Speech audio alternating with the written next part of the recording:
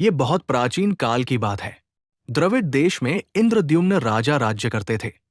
वो भगवान श्री विष्णु के परम भक्त थे। वो भगवान की आराधना में ही अपना अधिक समय व्यतीत करते थे। उनके राज्य में सर्वत्र सुख शांति थी। प्रजा संतुष्ट थी। इंद्रद्युम्न का ऐसा भाव था कि भगवान श्री विष्णु ही उनके राज्य की व्यवस्था करते हैं। वो कृतज्ञता भाव से अपने प्रभु की उपासना में ही मग्न रहते थे। उन्हें राज्य, कोष, प्रजा तथा पत्नी आदि किसी का भी स्मरण नहीं रहता था। राजा इंद्रद्युम्न के मन में ईश्वर भक्ति की लालसा दिन प्रतिदिन और अधिक बढ़ती ही गई।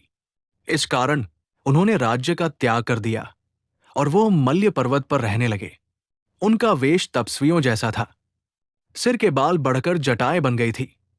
एक बार राजा इंद्रद्युम्न प्रतिदिन की भांति स्नानादि कर प्रभु की उपासना में तल्लीन थे। उन्हें बाह्य जगत अर्थात अपने आसपास क्या घट रहा है उसका भान न था का तनिक भी ध्यान नहीं था।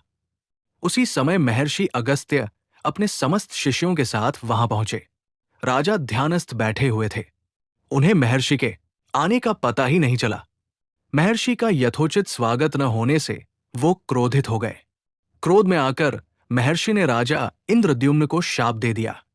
इस राजा ने गुरुजनों से शिक्षा ग्रहण नहीं की है और अभिमानवश परोपकार से निवृत्त होकर मनमानी कर रहा है। ऋषियों का अपमान करने वाला ये राजा हाथी के समान जड़ बुद्धि है, इसलिए इसे घोर अज्ञान में हाथी की योनि प्राप्त हो। महर्षि अगस्त्य भगवत भक्त इंद्रद्युम्न को ये शाप देकर वहां से चले गए। राजा इंद्रद्युम्न ने इसे श्री भगवान का विधान समझकर प्रभु के चरणों में सिर रख दिया। राजा इंद्रद्युम्न को महर्षि के शाप के कारण हाथी की योनि में जन्म मिला। आगे क्या हुआ? क्षीराब्धि में लंबा, चौड़ा और ऊंचा त्रिकूट नामक पर्वत था। वो पर्वत अत्यंत सुंदर एवं श्रेष्ठ था।